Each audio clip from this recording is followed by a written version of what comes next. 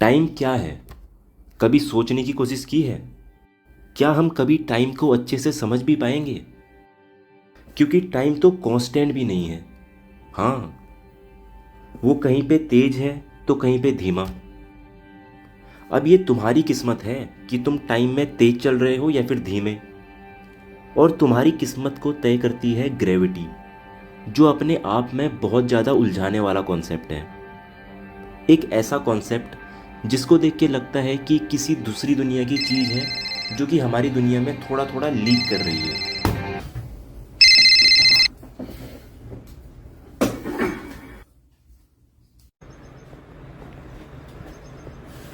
हाँ विराट। अरे भाई कैसा है भाई। अभी तक अपना प्रोजेक्ट सबमिट नहीं किया। तुझे पता है ना आज लास्ट डेट है। अबे पता है, पता है। लेकिन मेरे अभी कुछ डाउट हैं जो सॉल्व नहीं हुए हैं।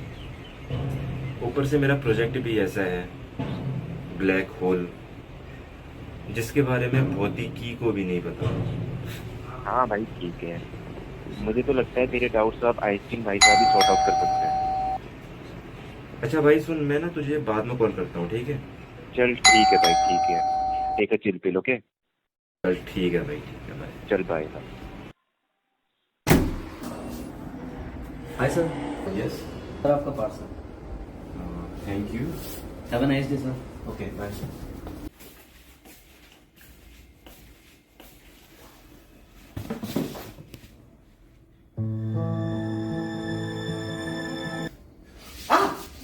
अरे कौन है? आराम से, आराम से बैठ जाओ। अबे तुम हो कौन? यहाँ क्या कर रहे हो? तुम्हें क्या लगता है? देखने से तो ऐसा लग रहा है कोई चोर या जासूस हो। अरे ऐसी हेड क्या सिर्फ जासूसी पहनते हैं? देखो, मेरा यहाँ आना तुम्हारे लिए फायदेमंद साबित हो सकता है, और मुझे ऐसा लगता भी है कि तुम्हें मेरी जरूरत तो है। बैठो, बताता हूँ।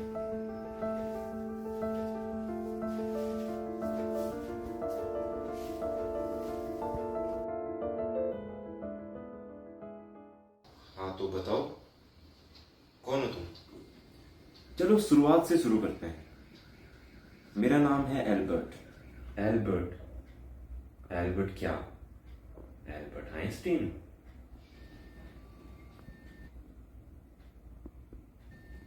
बट सर, आप तो बहुत पहले ही। देखो, जो बीत गया जरूरी नहीं कि वो कांस्टेंट था। वो तो बस एक प्रोबेबिलिटी थी, एक छोटी सी प्रोबेबिलिटी इस यूनिवर्स की।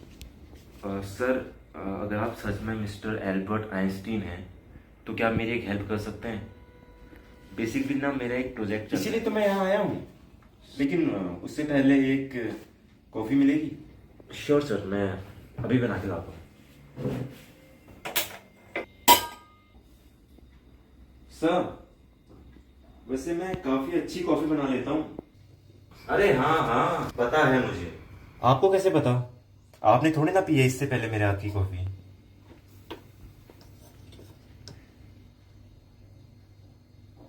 सर, सर,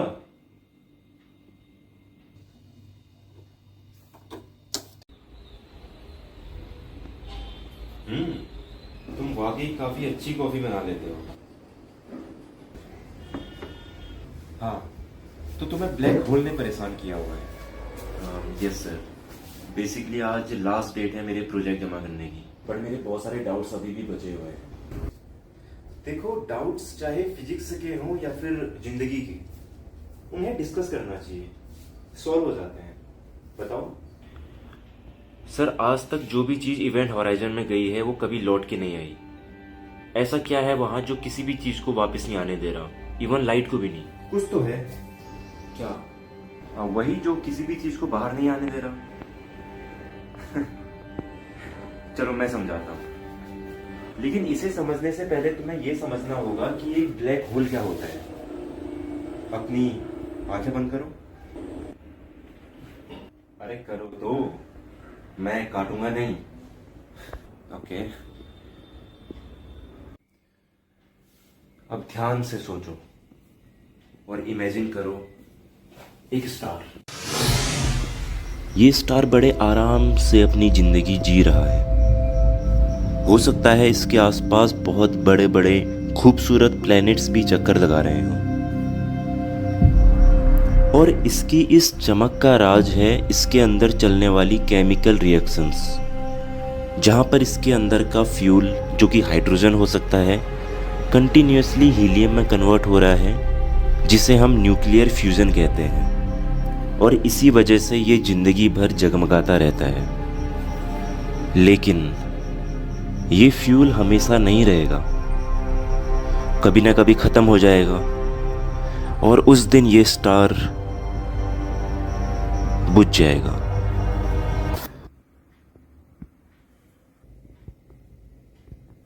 ये रिएक्शन से स्टार को केवल चमक ही नहीं देती, बल्कि उसे बचाती है ग्रेविटेशनल फोर्स से भी, जो कि उसे कोलैप्स करना चाहती है।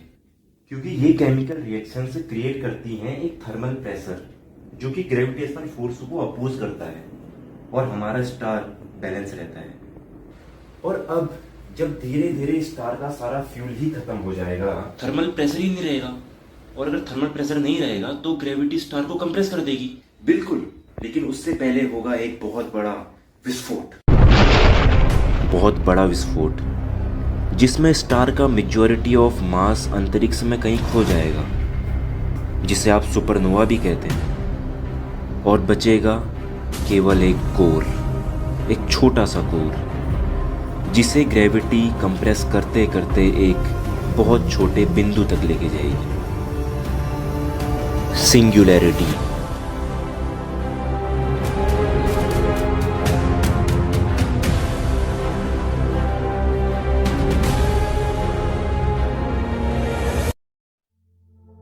अब सिंगुलैरिटी में थियोटिकली ग्रेविटेशनल फील्ड इनफाइनाइट होती है, मतलब वो अपने आसपास एक स्ट्रॉन्ग ग्रेविटेशनल फील्ड क्रिएट करता है, इतना स्ट्रॉन्ग कि स्पेस का बहुत सारा मास उसकी तरफ खींचा चला जाता है। पर एंगुलर मोमेंटम की वजह से वो सारा का सारा मास सीधा ही सिंगुलैरिटी में जाके नहीं समा जाता, बल्कि पहले वो सर्कुलर पाथ में रोटेट करता है।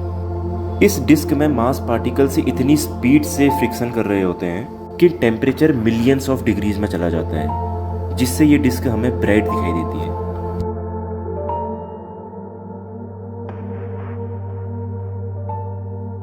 अब होता ये है कि अगर तुम किसी भी ग्रेविटेशनल फील्ड को छोड़ के जाना चाहते हो तो तुम्हारे पास एक स्पेसिफिक वेलोसिटी होनी चाहिए, जिसे हम एस्केप वेलोसिटी कहते हैं। बिल्कुल सही, जो कि धरती की है 11.2 किलोमीटर पर सेकेंड और सन की 617 किलोमीटर पर सेकेंड। लेकिन ब्लैक होल के आसपास ग्रेविटेशनल फील्ड इतना स्ट्रांग होता है कि उसके करीब जाने पे escape velocity speed of light के करीब जाने लगती है। लेकिन उससे पहले आती है एक ऐसी जगह जहां पे escape velocity speed of light से बस थोड़ा सा ही नीचे रहती है, और यहां पर लाइट भी बेंड कर जाती है।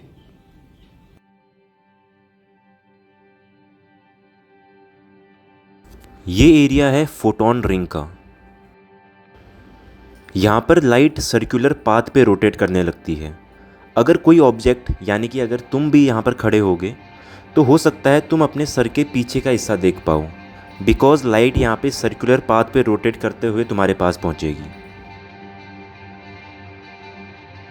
ये वो जोन है जहाँ पर लाइट बैलेंस में रहती है। हो सकता है कि वो यहाँ से एस्केप करके बाहर चली जाए, और ये भी हो सकता है कि वो अंदर चली जाए और हमेशा के लिए सिंगुलैरिटी में समा जाए।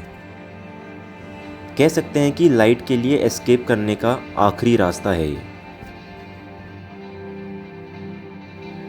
अब इस फोटॉन रिंग के अंदर जो अंधेरा तुम्हें दिखाई दे रहा है, कुछ ही दूरी पे इवेंट होराइजन का एरिया शुरू हो जाता है, और एक ऐसा पॉइंट आता है जहां पर escape velocity speed of light के बराबर हो जाती है।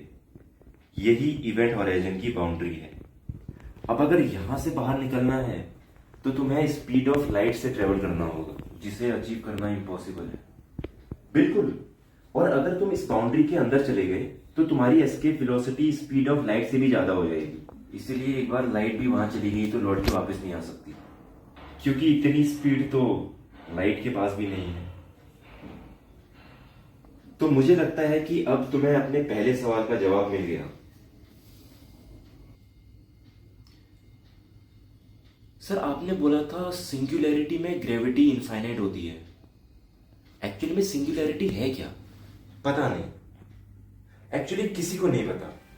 हम तो बस प्रिडिक्ट कर सकते हैं कि वहां पर क्या होगा। क्या सच में वहां पर कोई इनफाइनेटली डेंस मास है, या फिर कोई पॉइंट, या कुछ है भी या नहीं? कहीं ऐसा तो नहीं कोई फिजिकल स्ट्रक्चर है ही नहीं, बस एक इफेक्ट है जिसे हम समझ ही नहीं पा रहे हैं। और सर कोई भी चीज इनफाइनाइटली डेंस कैसे हो सकती है? और आपने बोला था कि स्टार का जो कोर है वो इतना ज्यादा कंप्रेस हो गया कि एक पॉइंट में जाके समा गया। उसके अंदर इतना स्पेस कहाँ से आया? वो कंप्रेस कहाँ हुआ? बिकॉज उसके पास तो बहुत सारा मटेरियल, बहुत सारा मास था। देखो, बाहर से देखने पर तुम्हें मैटर से बना एक बहुत बड़ा स्टार दिख रहा है, लेकिन अगर तुम माइक्रोस्कोपिक लेवल पे देखोगे तो किसी भी स्टार के मैटर के एटम के अंदर का ज़्यादातर हिस्सा खोखला होता है। बीच में एक न्यूक्लियस होता है और कुछ एरिया में आसपास इलेक्ट्रॉन चक्कर लगा रहे होते हैं। ग्रेविटेशनल फील्ड इतना स्ट्रांग हो जाता है कि एक एटम का बेसिक स्ट्रक्चर ही डिस्ट्रॉय हो जाता है। इलेक्ट्रॉन न्यूक्लियस के अंदर घुस जाता है। एक ऐसी सिचुएशन क्रिएट होती है जिससे आज तक की हमारी फिजिक्स अनजान है। सर सिंगुलैरिटी का कोई शेप या फिर कोई स्ट्रक्चर हो सकता है? कह नहीं सकते, लेकिन सिंगुलैरिटी में डेंसिटी और ग्रेविटी दोनों ही इनफाइनाइट है, लेकिन वहां पर कोई वॉल्यूम नहीं है। Sir infinite gravity with infinite mass, I am confused. चलो मैं तुम्हें इसे ग्रेविटी के साथ रिलेट करके बताता हूँ, लेकिन उससे पहले मुझे बताओ ग्रेविटी होती क्या है? सर ग्रेविटी एक फोर्स है। नहीं नहीं नहीं नहीं, मेरी वाली डेफिनेशन, स्पेस टाइम का कर्वेचर। हाँ, यानी कि ग्रेविटी स्पेस टाइम को इन्फ्लुएंस करती है। अब मान लो कि स्पेस टाइम एक फैब्रिक है और उस फैब्रिक के ऊपर जब तुम कोई ऑब्जेक्ट रखते हो जिसका एक पर्टिकुलर मास होता है तो वो ऑब्जेक्ट उस फैब्रिक पे एक कर्व बना देता है। मास जितना ज़्यादा होगा कर्व उतना ही गहरा बनेगा। अब मान लो कि तुमने इतना भारी मास वहाँ पे रख दिया कि उस मास ने केवल कर्व ही नहीं बनाया बल्कि वो उस फैब्रिक को फाड़ के अंदर चला गया और वहाँ पर एक छेद हो गया।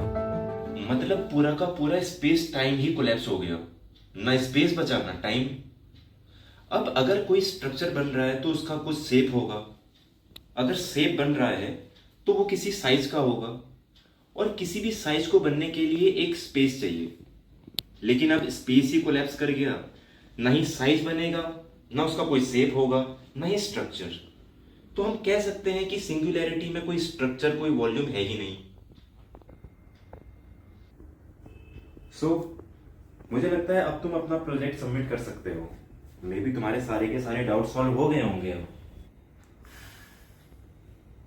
सारे डाउट क्लियर हो गए सर, थैंक यू।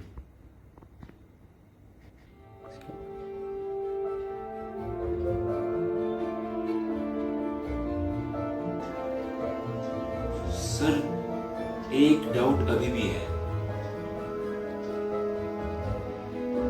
आप यहाँ कैसे?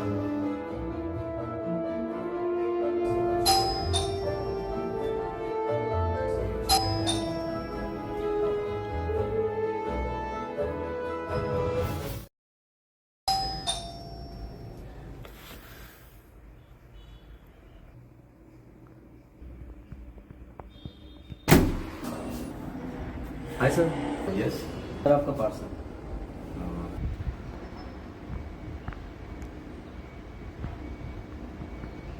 Thank you.